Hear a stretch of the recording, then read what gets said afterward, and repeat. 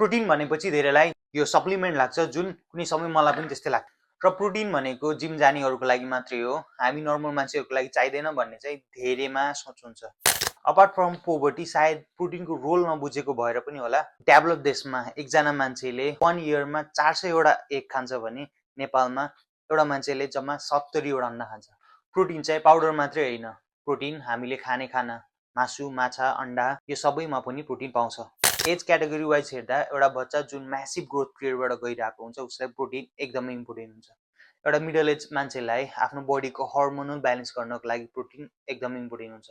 र बुढाबुढीहरूको लागि विकनेस र मसल लस हुन नदिनको लागि चाहिँ प्रोटिन इम्पोर्टेन्ट हुन जान्छ। प्रोटिन पाउडर खानाको जस्ट अर्को अप्सन मात्रै हो। जब हामीले खाने रेगुलर खानाबाट इनफ प्रोटिन पुग्दैन तब एज अल्टरनेट सोर्सको रूपमा युज गरिन्छ। न त यो मेडिसिन हो, न त बडीलाई ठुलो गराउने म्याजिक, जस्ट फुडको एक्स्ट्रा सोर्स मात्रै हो।